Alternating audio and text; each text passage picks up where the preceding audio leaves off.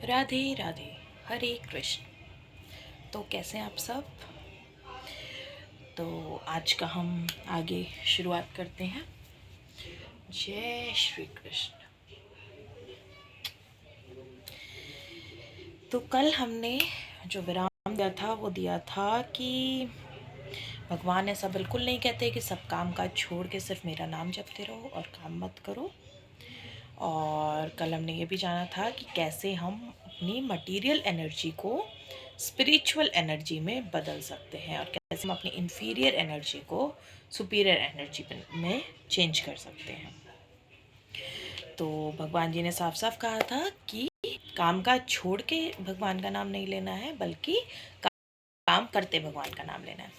तो कल मैंने एक क्वेश्चन यहाँ पे ड्रॉप किया था आप लोगों के लिए गेस करने के लिए कि वो कौन सी स्टोरी है। तो यहाँ पे हम स्टोरी की बात कर रहे थे कि जो नारद मुनि थे उन्होंने एक बार श्री कृष्ण से पूछा था कि भगवान आपका सबसे परम भक्त कौन है, क्योंकि उनको लगा था कि श्री कृष्ण उनका नाम लेंगे क्योंकि वो हर क्या कहते हैं, नारायण नारायण। लेकिन श्री कृष्ण ने कहा उस दूर एक गांव में वहाँ पे एक किसान है जो मेरा परम भक्त है। अब वो नारद जी का उस टाइम टेस्ट था और जी को कहीं ना कहीं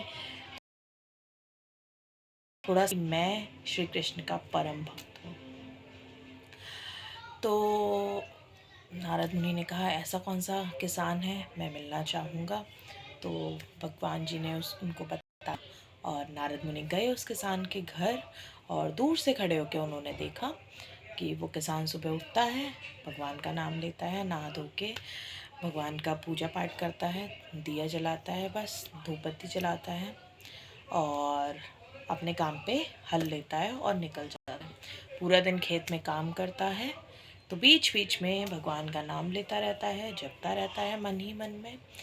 और उसके बाद रात को आता है, हाथ मुँह धोता है संध्या के समय और फिर से भगवान जी के सामने धूप दिया करता है और अपना खाना पीना करके और रात को सोते सोते भगवान का नाम लेता है और सुकून से सो जाता है। नारद मुनि ने ये चीज़ बहुत दिनों तक देखी कि ऐसा क्या ये करेगा, लेकिन रोज़ का उसका यही शेड्यूल था। तो नारद मुनि आए भगवान जी के पास और बोले भगवान जी श्री कृष्ण ये तो गलत बात है, मैं तो सारा टाइम नारायण नारायण करता रहता हूँ, उसने तो बस दिन में 4-5 बार ही आपका नाम लिया, तो वो कैसे आपका परम भक्त हो गया। तो श्री कृष्ण ने कहा चलिए ठीक है, मैं आपको एक काम देता हूँ, अगर आपने वो काम पूरी तरह से अच्छे से कर लिया तो मैं आपको इस बात का जवाब मिल जाएगा और मैं आपको समझा दूंगा क्या बात है। नारद मुनि ने कहा ठीक है। तो श्री कृष्ण ने उनको एक गड़वी दी जल से भरी हुई, जल ऊपर तक फुल था। तो उन्होंने बोला कि गड़वी को हाथ में लेके पूरे ब्रह्मांड का चक्कर लगा के आइए और इस गड़वी एक बूंद भी जल छलकना नहीं चाहिए। अब नारद मुनि ने कहा ये तो बहुत आसान है, कोई बात नहीं। नारद मुनि वो गड़वी लेके चले पूरे ब्रह्मांड का चक्कर लगाने। अब नारद मुनि जितनी देर उस ब्रह्मांड का चक्कर लगा रहे थे उनका ध्यान था सिर्फ उस गड़वी पे। तो उस गड़वी पे जब सिर्फ उनका ध्यान था तो उन्होंने देखा कि पूरा टाइम बस कि वो जल ना गिरे, वो जल ना गिरे, कहीं ना जाए, कहीं छलक ना जाए। तो उन्होंने सारा टाइम ये चीज़ देखी और जो उनकी वो आदत थी नारायण नारायण, वो उन्होंने एक बार भी नहीं बोला। कभी बीच में बाई चांस गिरने लगा या कुछ हुआ तो भगवान का नाम ले लिया कि हे नारायण, बस। लेकिन वो जो नारायण नारायण नारायण नारायण हमेशा करते थे वो उन्होंने नहीं किया, क्योंकि उनका जो पूरा ध्यान था वो था उस जल की गड़बी पे कि वो गिरे ना, वो कर्म पूरा करने पे, क्योंकि वो उनके भगवान जी ने दिया था। इसमें कई सारे लेसन्स हैं। तो उन्होंने पूरे ब्रह्मांड का चक्कर लगाया और वो श्री कृष्ण के पास पहुँचे। अब श्री कृष्ण ने उनसे पूछा चलिए बताइए अब आपने मेरा नाम कितनी बार लिया। अब नारद मुनि सोच पड़ गए और उनको उस किसान की बात याद आई कि जब भगवान जी ने हमें कोई कर्म दिया है, हमें इस लायक बनाया, हमें इस काबिल बनाया कि हम कोई कर्म कर सकें, तो वो कर्म करते करते हम भगवान जी को कितनी बार याद करते हैं वो मैटर करता है। खाली बैठे तो हर कोई करता रहता है, खाली बैठे तो कोई दुखी इंसान है वो भी भगवान भगवान करता रहेगा, और कोई सुखी इंसान है तो आजकल तो खैर नहीं करता सुखी इंसान, खाली बैठे। खाली कौन बैठता है? जिसके पास काम नहीं होता। तो नारद मुनि को वहाँ से समझ आया कि जो इसका मतलब ये नहीं है कि बाकी सब कुछ के बस भगवान का नाम रटते रहो। उसमें है कि हमारा जो कर्म है, हमें जो कर्म दिया है, हमें जो भगवान जी से काम मिला है, हमें जो काबिलियत मिली है, उस काम को करते करते हम भगवान जी को कितनी बार याद करते हैं। और जैसे कहते हैं कोई नाम जपता है लेकिन सुख में नाम जपे तो दुख काहे को होए। दुख में सुमिरन सब करे, सुख में करे न कोई, जो सुख में सुमिरन करे तो दुख काहे को। तो ये आज स्टार्टिंग का एक लेसन था जो कल हम बात की थी उसके बारे में, उससे जुड़ा हुआ। तो अब हम आगे बढ़ते हैं, तो आगे चलते हैं। If the doesn't practice remembering Krishna while he is struggling for existence, then it will not be possible for him to remember Krishna at the time of death. अब जैसा कि हम कंटिन्यूसली पढ़ रहे हैं कि कैसे पता लगेगा कि हम मृत्यु के समय भगवान जी का नाम लें, और कैसे होगा ये, उस टाइम तो बहुत कुछ होता है। तो सीधी सी बात कही है वो इंसान श्री कृष्ण को अपने स्ट्रगल के समय याद नहीं कर रहा है। स्ट्रगल क्या है? ये एग्जिस्टेंस, ये हमारा जो ह्यूमन लाइफ है ये स्ट्रगल है, ये हम स्ट्रगल कर रहे हैं। तो अगर हम इसके मतलब अपना काम करते हुए, अपनी लाइफ जीते हुए अगर हम भगवान को याद नहीं कर रहे हैं, तो फिर अपने अंतिम समय में हम भगवान को कैसे याद कर सकते हैं। तो इसलिए उन्होंने कहा है कि अगर ऐसा चाहिए कि हम अंतिम समय में भगवान को याद करें, तो उसका मतलब है कि हम अपनी पूरी लाइफ में ड्यूरिंग दिस स्ट्रगल, इस एग्जिस्टेंस के टाइम पे हम भगवान को याद करते रहें। We should remember Shri Krishna. Lord Chaitanya also advises this, lord Chaitanya भी ऐसा कहते हैं। ही सेज कीर्तनीय सदा हरिह, कीर्तनीय सदा हरिह, one should practice chanting the names of the lord always. मतलब श्री हरि का कीर्तन हमेशा करते रहना चाहिए। The names of the lord and the lord are non different. Lord Chaitanya कहते हैं कि भगवान का नाम और भगवान अलग अलग नहीं है। सो Lord Krishna's instructions to Arjun to remember me and Lord Chaitanya's injunction to always chant the names of Lord Krishna are the same instruction. तो जो श्री कृष्ण ने कहा अर्जुन से कि तुम हमेशा मुझे याद रखो, उसी तरह से जो चैतन्य गुरु हैं उन्होंने लोगों से कहा, और वो लोगों से कहते हैं, उन्होंने इस चीज़ को इंड्यूस किया कि श्री कृष्ण का नाम जपते रहना चाहिए। मतलब यही गुरु होते हैं, जो असली गुरु होते हैं वो वही गुरु होते हैं जो हमें भगवान के और करीब लेके जाते हैं। तो there is no difference because Krishna and Krishna names are non different. In the absolute status there is no difference between reference and referent. Therefore, we have to practice remembering the Lord always 24 hours a day by chanting His names and molding our life's activities in such a way that we can remember Him always. अब यहाँ पे क्या कहा गया है कि reference और referent दो अलग अलग चीज़ें नहीं हैं। भगवान के केस में हम रेफरेंस देते हैं, हम कुछ लिखते हैं तो हम रेफरेंस देते हैं ना, कि वो ऐसा है वैसा है, या वहाँ पे हमने किया था। तो हम एक तरह से उन्हीं की बात कर रहे हैं, हम उनके बारे में बात कर रहे हैं और हम उनकी बात कर रहे हैं। तो बस इतनी सी बात है यहाँ पे, कि श्री कृष्ण का नाम हम ले रहे हैं तो हम श्री कृष्ण को याद कर रहे हैं, उनकी बात कर रहे हैं। तो यहाँ पे क्या कहा गया है कि इसलिए हमें भगवान जी का नाम लेते रहना चाहिए, चाहे उनका हम नाम जपते रहें या फिर अपनी लाइफ की हमारी जो एक्टिविटीज़ हैं, हमारे जो कर्म हैं, उन कर्मों को हम इस तरह से करें कि भगवान का नाम हमारे साथ हमेशा चलता रहे। मतलब हम भगवान को हमेशा याद रखें। अब यहाँ पे दो चीज़ें हैं। कहा गया है कि हम अपने लाइफ की एक्टिविटीज़ को ऐसे मोल्ड करें कि हम भगवान का नाम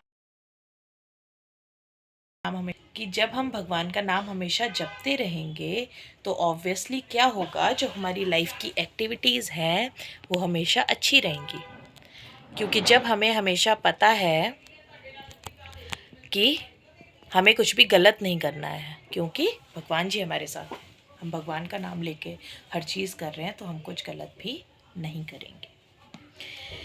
हाउ इज़ दिस पॉसिबल, ये कैसे पॉसिबल है? The acharyas give the following example, इसके लिए आचार्यज ने काफ़ी एग्जाम्पल्स दिए हैं। If a married woman is attach to another man, और if a man has an attachment for a woman other than his wife, then the attachment is considered to be very with such an attachment is always thinking of the loved one. The wife who is thinking of her lover is always thinking of meeting him, even when she is carrying out her household chores. In fact, she carries out her household work even more carefully so her husband will not suspect her attachment.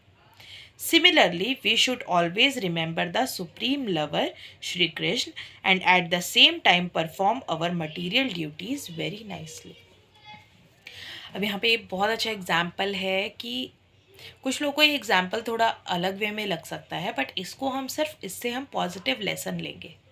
क्या positive lesson? जो यहाँ पे आचार्य ने समझाने की कोशिश की है कि हमें भगवान का नाम कर्म करते करते ऐसे लेना चाहिए कि उसकी वजह से ऐसा ना हो कि हमें बाद में कहना पड़े कि हम भगवान का नाम ले रहे थे इसलिए ऐसा हो गया, या जो हमने कर्म किया है उसका रिजल्ट देख के जो सामने वाला है, जिसके सामने वो के लिए हम वो कर्म कर रहे हैं, वो कहेगा कि बस भगवान का नाम लेते रहती है और काम ऐसा किया है, वो गलत हो जाएगा। तो यहाँ पे एग्जाम्पल कैसा समझाया गया है कि हमें भगवान का नाम, हमें भगवान को ऐसे याद रखना चाहिए क्योंकि वो सुप्रीम लवर हैं, हमें उनको ऐसे याद रखना चाहिए जैसे कि अगर किसी वाइफ या किसी हस्बैंड का एक्स्ट्रा मैरिटल अफेयर चल रहा है तो वो अपने रिश्ते को इस तरह से निभाता है कि उसके रिश्ते को, मतलब उसकी वाइफ या उसके हस्बैंड को ऐसा चले कि उसका कोई अफेयर चल रहा है, मतलब जिससे वो प्यार करता है उससे।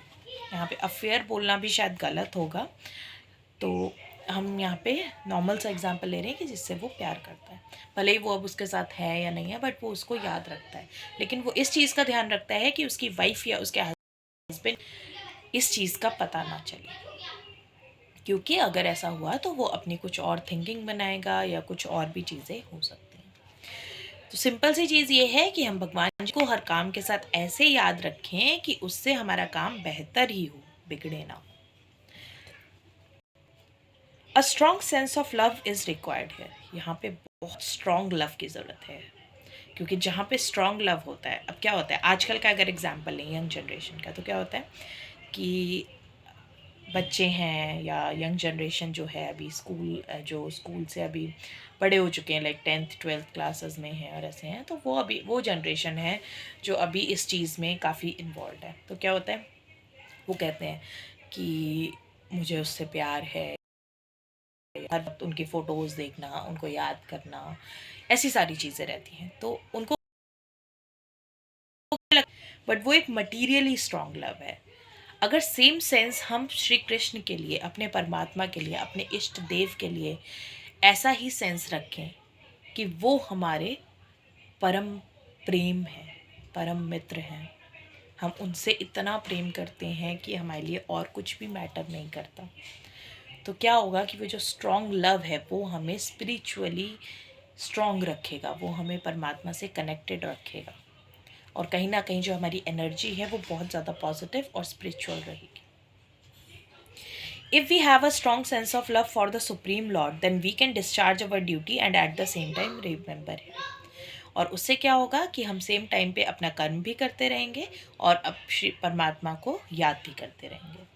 But we have to develop that sense of love, लेकिन वो सेंस ऑफ लव भगवान जी के लिए लाना पड़ेगा, डेवलप करना पड़ेगा, वो होना ज़रूरी है, तभी ऐसा पॉसिबल है।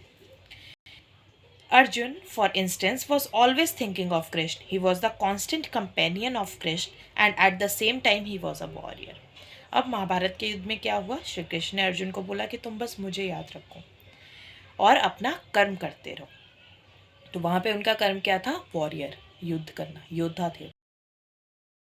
हमेशा श्री कृष्ण को मस्तिष्क में रखा, दिल में रखा और अपना कर्म करते रहे। Krishna did not advise him to give up fighting and go to the forest to meditate. Krishna ने नहीं कहा कि अपना काम काज छोड़ दो और जंगल ले जाओ ध्यान करने, बन जाओ संत। When Lord Krishna delineates the yoga system to Arjuna, Arjun says the practice of this system is not possible for him. बल्कि श्री कृष्ण ने अर्जुन को योगा के बारे में बताया तो अर्जुन ने क्या कहा कि ये प्रैक्टिस उनके लिए पॉसिबल नहीं है, वो ये नहीं कर पाएंगे। योयम योगास्त्व प्रोक्ता सम मधुसूदना इत श्याम न पश्यामि चंचलवत स्थितिम स्थिरम। मतलब अर्जुन ने कहा, ओ Madhusudan, the system of yoga which you have summarized appears impractical and unendurable to me, for the mind is restless and unsteady. Arjun ने क्या बोला कि हे माधव, वो श्री कृष्ण को माधव कहते थे, तो हे माधव, जो आपने मुझे ये योगा का सिस्टम बताया है ये मेरे लिए बहुत ही इम्प्रैक्टिकल लगता है और ये ज़्यादा लंबे समय तक मैं चला नहीं पाऊँगा। क्यों? क्योंकि मेरा जो माइंड है वो बहुत ज़्यादा रेस्टलेस है और अनस्टेडी है। मेरा जो माइंड है, मेरा जो मस्तिष्क, मेरा जो मन है वो बहुत ज़्यादा चंचल है और वो एक जगह पे नहीं टिकता, इसलिए मैं योग का जो सिस्टम है वो नहीं चला पाऊँगा। लेकिन लॉर्ड ने कहा, श्री कृष्ण ने कहा, बट द लॉर्ड सेज योगिनम अपि सर्वेशम मद गतेनन तरत मन श्रद्धवन भजते योमम सा में युक्त तमो माता। Of all yogis, the one with great faith who always abides in me, thinks of me within himself and renders transcendental loving service to me is the most intimately united with me in yoga and is the highest of all. That is my opinion. तो श्री कृष्ण ने कहा कि सभी योगियों में एक इंसान जिसमें सबसे ज़्यादा भरोसा है, जो मुझ पे सबसे ज़्यादा भरोसा करता है, जो हर वक्त मेरे बारे में सोचता रहता है, उसके अंदर सिर्फ मैं रहता हूँ, सिर्फ मेरी सोच रहती है, जो मुझसे एक अलग तरह की मुझे सर्विस करता है, मतलब बियॉन्ड दिस मटीरियल वर्ल्ड, जो स्पिरिचुअली मुझसे इतना ज़्यादा कनेक्टेड है और मेरे साथ इंटीमेटली यूनाइटेड है, वो है योग। वो असली योगी है और वो सबसे सर्वोत्तम है, सबसे हाईएस्ट है। ये उनका ओपिनियन है, ये लॉर्ड श्री कृष्ण का ओपिनियन है। So one who thinks of the supreme lord always is the yogi. तो जो सुप्रीम लॉर्ड मतलब परमात्मा को याद रखते हैं वो हमेशा सुप्रीम योगी होते हैं। द सुपर मोस्ट ज्ञानी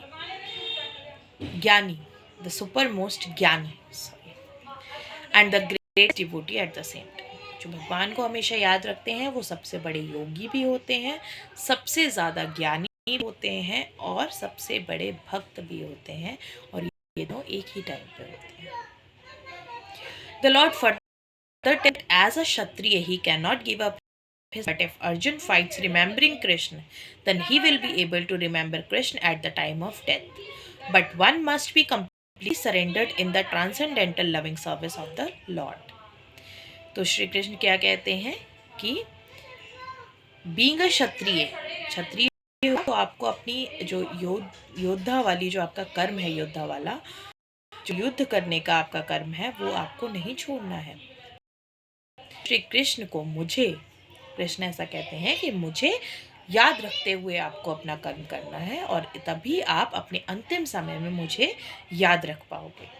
और इसके लिए ज़रूरी है कि हम पूरी तरह से खुद को परमात्मा के सामने समर्पित कर दें, परमात्मा को समर्पित कर दें। We work not with our body actually but with our mind and intelligence. हमारा जो काम है हम अपने शरीर से काम नहीं करते, अपने मन और अपनी बुद्धि से काम करते हैं। So the intelligence and the mind are always engaged in the thought of supreme lord, then naturally the senses are also engaged in his service. तो जब हमारा मन और हमारी बुद्धि हमेशा परमात्मा के ध्यान में रहेगी तो क्या होगा, हमारा जो कर्म होगा वो भी, हमारा जो सर्विस होगी, हमारा जो धर्म होगा वो भी हमेशा परमात्मा से कनेक्टेड रहे। Superficially, at least, the activities of the senses remain the same, but the consciousness is changed. Superficially क्या होगा, जो एक अलग लेवल का, मतलब बियॉन्ड द ह्यूमन सर्विस जो है, क्या होगा, वो जो हमारे सेंसेस की जो एक्टिविटीज़ हैं वो सेम रहेंगी, मतलब नाक आँख कान वो अपना अपना काम उसी तरह से करेंगे, लेकिन हमारा कॉन्शियसनेस, मतलब हमारी जो सोच है वो ब्रॉड हो जाएगी। तो यहाँ पे हम इसको बहुत सिंपल शब्दों में समझते हैं कि नज़र हमारी वही रहेगी, नज़र वही है, उन्हीं आँखों से हम देखेंगे, लेकिन हमारा नज़रिया बदल जाएगा, वो पॉजिटिव हो जाएगा, वो सुपीरियर हो जाएगा। The Bhagavad Gita teaches one how to absorb the mind and intelligence in the thought of the Lord. और भगवत गीता यही सिखाती है कि कैसे अपनी मन को और अपने थिंकिंग को, अपने इंटेलिजेंस को, अपने ज्ञान को कैसे सिर्फ भगवान जी की सोच में लगाया जाए। If engaged in Krishna service, then the senses are automatically engaged in his service. और जब हमारा मन और हमारी बुद्धि श्री कृष्ण की सर्विस में होगी तो ऑब्वियसली क्या होगा, हमारा जो सेंसेस हैं, हमारी जो बॉडी है, वो ऑटोमेटिकली उन्हीं की सर्विस में रहेगी। This is the art and also the secret of Bhagavad Gita, total absorption in the thought of Shri Krishna. और यही है योग। किसका योग? से मिलाने का योग। Modern man has struggled very hard to reach the moon, but he has not tried very hard to elevate himself spiritually. अब यहाँ पे बताया गया कि आज के इंसान ने क्या किया, आज के इंसान ने चांद पे पहुँचने के लिए तो बहुत स्ट्रगल कर लिया। अच्छा, अभी रिसेंटली चंद्रयान सक्सेसफुली पहुँचा है, और अगर देखा जाए तो भगवद गीता कब की लिखी हुई है, और ये भगवद गीता भी जो मैं पढ़ रही हूँ ये बहुत पहले की लिखी हुई है, लेकिन ये आज की ही लाइफ से कितनी इजीली कनेक्ट हो गई। देखो आज का जो इंसान है उसने चांद पे पहुंचने के लिए कितना स्ट्रगल कर लिया, फाइनली अब पहुंच भी गया, लेकिन उसने कभी भी इतना स्ट्रगल या इतनी मेहनत खुद को स्पिरिचुअली एलिवेट करने के लिए नहीं की, खुद को स्पिरिचुअल स्काई तक पहुंचाने के लिए नहीं की, सुप्रीम लॉर्ड से मिलने के लिए नहीं की। If one has 50 years of life ahead of him, he should engage that brief time in practice of remembering the personality of Godhead. This practice is a devotional process. अगर किसी के पास आगे 50 साल है ज़िंदगी के, तो उसको अपना जो टाइम है वो परमात्मा को याद करने में ज़रूर लगाना चाहिए, और इसी को भक्ति कहा जाता है। तो यहाँ पे क्लियरली है, जो हम अक्सर सुनते हैं और जो आज के महापुरुष हैं, जो यूट्यूब पे हम वीडियोस देखते हैं या बाकी जगह, या हम उनके सेशन सुनते हैं, एक ऐसा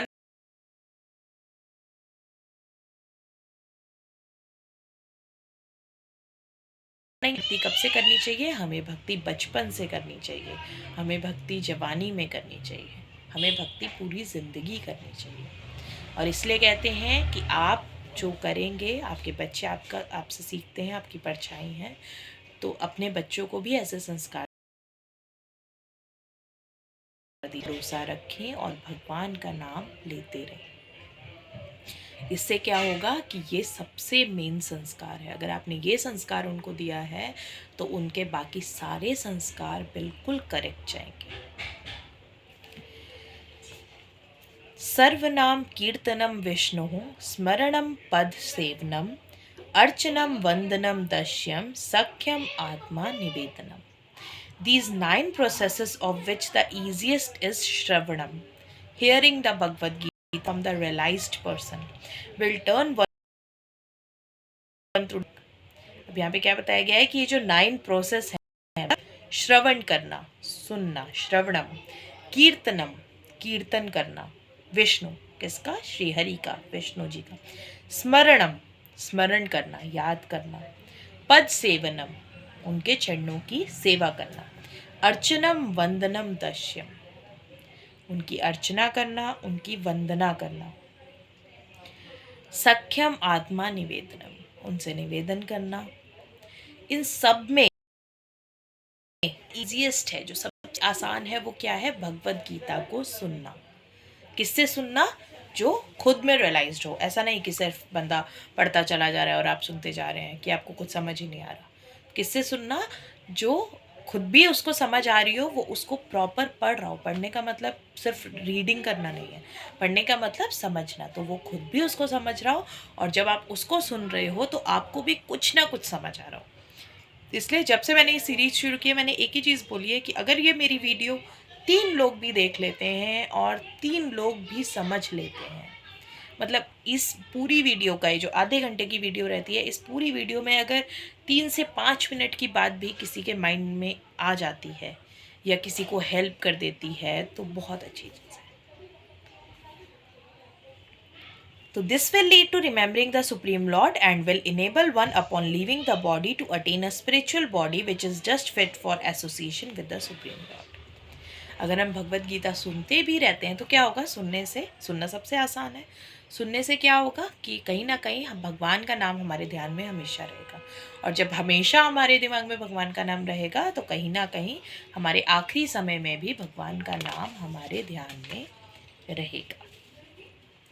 द लॉर्ड फर्दर सेज, आगे भगवान जी कहते हैं, अभ्यास योग युक्तेन चेतसा नन निगमिन परम पुरुषम दिव्यम यति पर्थनो चिंतयन।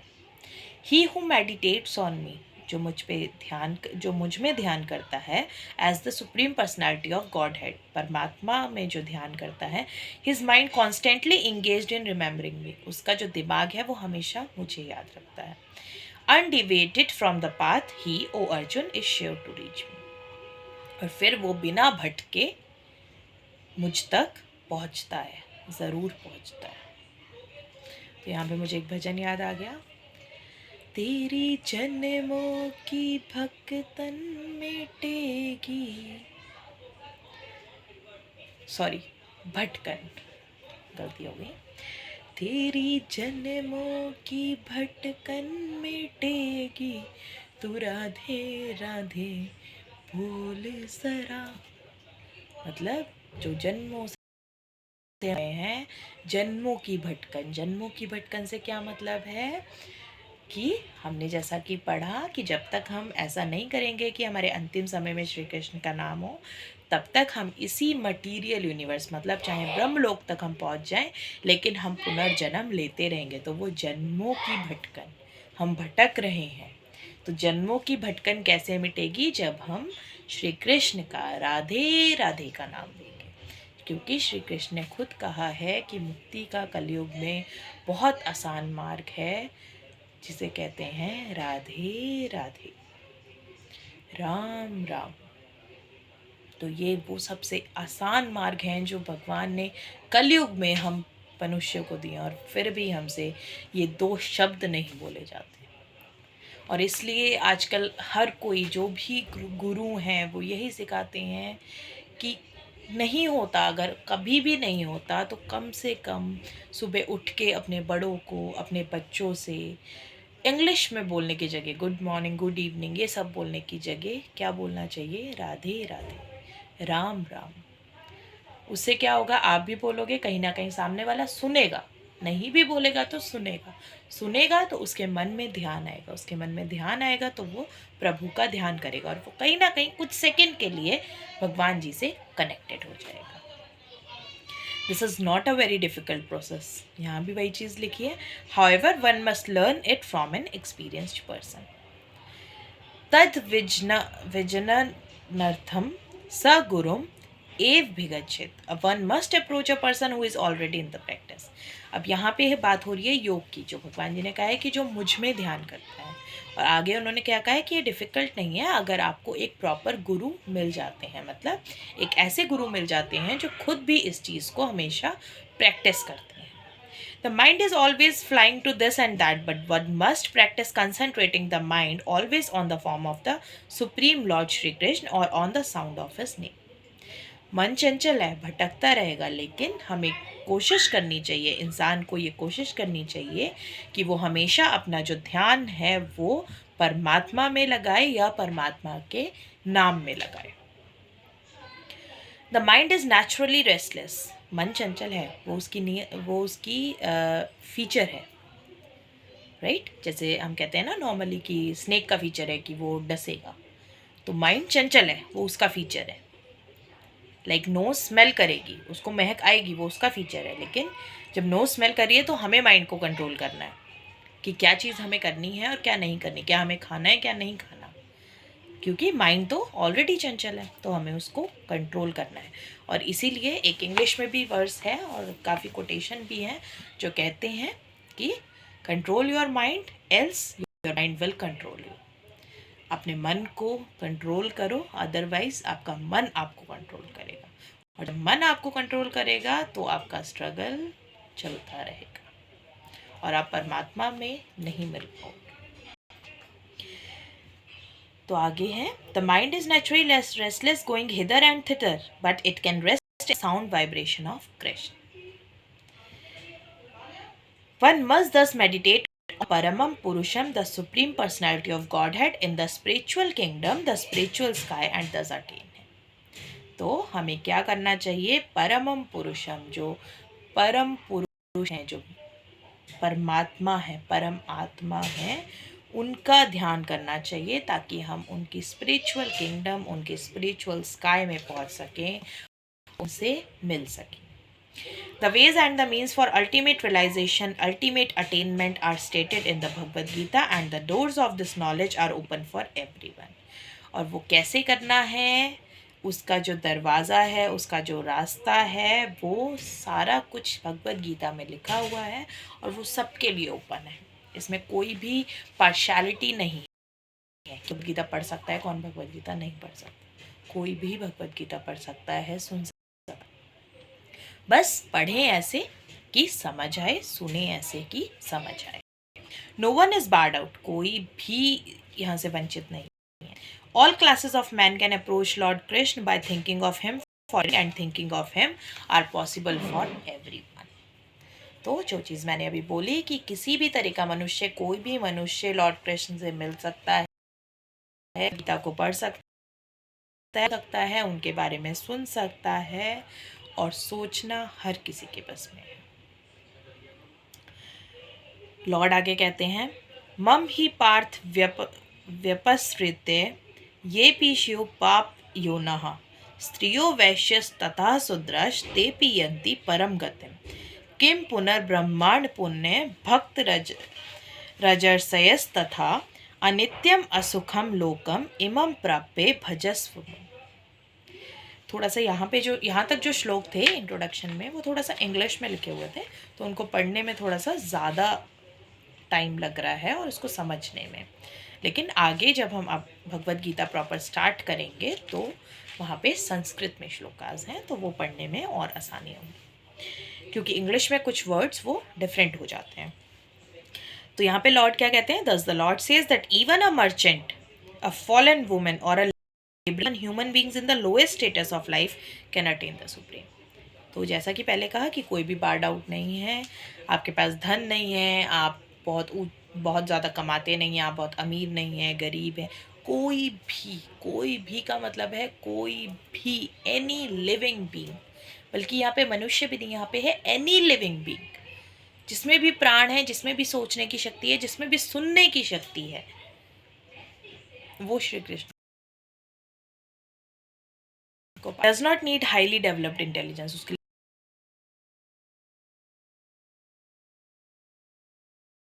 लिए कोई पक्षी सब आते हैं, चाहे उनमें बुद्धि बहुत ज़्यादा है, सोचने की क्षमता है या नहीं है, बहुत ज़्यादा सुनने की अगर क्षमता है तो वो पा सकते हैं।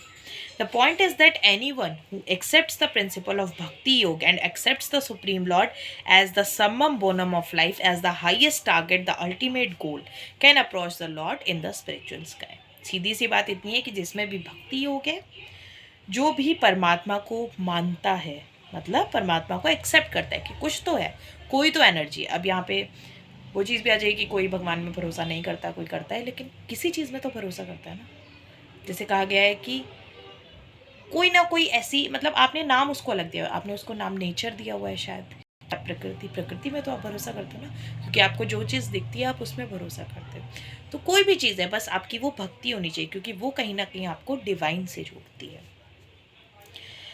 तो if one adopts the principle enunciated in Bhagavad Gita, he can make his life perfect and make a permanent solution to all the problems of life.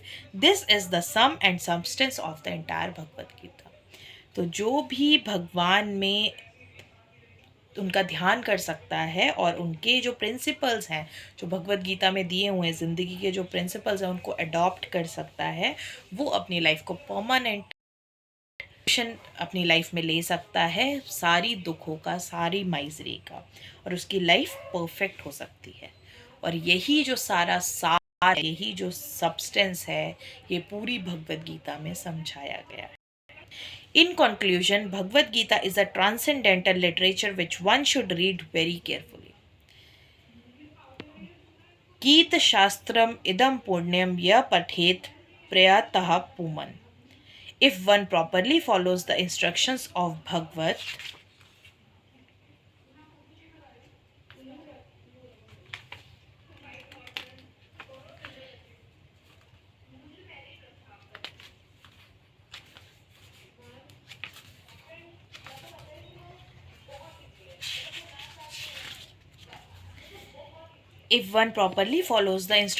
Bhagavad Gita, one can be freed from all the miseries and anxieties of life.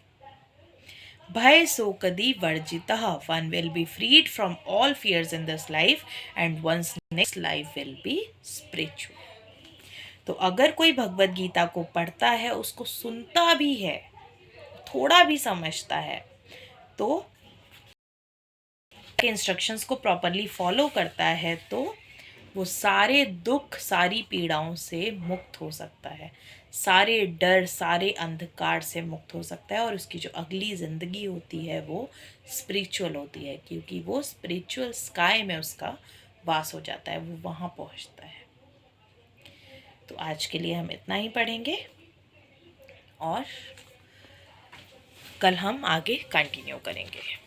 तो उम्मीद है कि मेरा ये जो भगवत गीता का पाठ है, ये मेरे अलावा बाकी भी किसी ना किसी की हेल्प पर। बस मिलते हैं आगे के लेसन के साथ, और ज़रूर सुनिएगा, ज़रूर सोचिएगा और भगवत गीता को फॉलो करिए। जो भी मेन चीज़ है भगवत गीता में जो बताया गया है कि इसका सार है कि बस कर्म करते करते परमात्मा को कभी मत भूलिए, उस डिवाइन शक्ति को कभी मत भूलिए जिसकी वजह से हम इस काबिल हैं। राधे राधे, हरे कृष्ण। तेरी जन्मों की भटकन मिटेगी, तू राधे राधे बोल जरा। तेरी जन्मों की भटकन मिटेगी, तू राधे राधे बोल जरा।